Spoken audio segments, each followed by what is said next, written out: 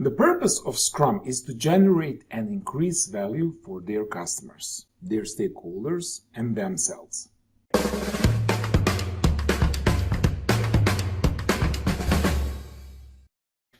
The Scrum Guide describes the core elements for solving complex and adaptive problems and how they work together.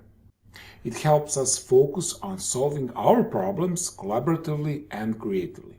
But I believe that the real purpose of Scrum is to deliver a potentially releasable increment of product at the end of each sprint. All the elements in Scrum Guide supports this. Let's talk about how Scrum works. The roles inside the Scrum divide and share accountability for the people involved in the work. The Scrum artifacts create the minimum transparency needed to iteratively and incrementally deliver a releasable increment. And the Scrum events are opportunities to inspect and adapt according to the information collected in the Scrum artifacts and create valuable feedback. Now, this process continuously improves the Scrum team flow of work. Scrum values are values that Scrum team members uphold. These values are the foundation of which the Scrum framework is built. For a project to reach their full potential, every team member must commit to upholding these values in the Scrum team charter. Now let's talk about when Scrum does not fit. You can follow the rules as described in the Scrum Guide. You can have a product owner, Scrum Master, developers. You can start a sprint and invite team and your stakeholders to Scrum events. You can set up a tool for product backlog and sprint backlog management and tell the Scrum team to get started.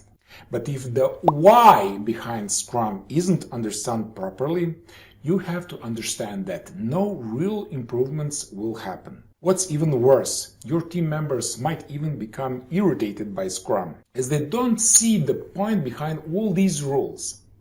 Worst case, they get burned out by the stress that those new elements create compared to the old way of working, and they leave the team.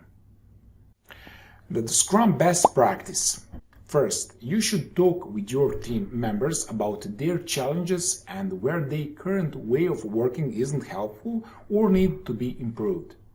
You can then think about ways to overcome those limitations and explore how Scrum might help. Only then it makes sense to start introducing Scrum. If the why is understood, then your next step is to proceed by asking questions like, are we able to deliver a valuable and potentially releasable product increment each sprint?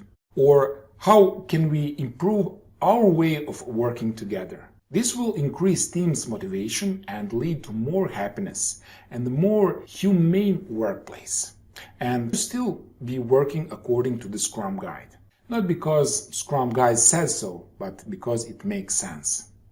Thank you for watching. If you are interested in becoming a Scrum Master or Product Owner with no previous experience, check the first link in the description. I believe that if you follow those steps, you will start your Scrum Master or Product Owner career in no time.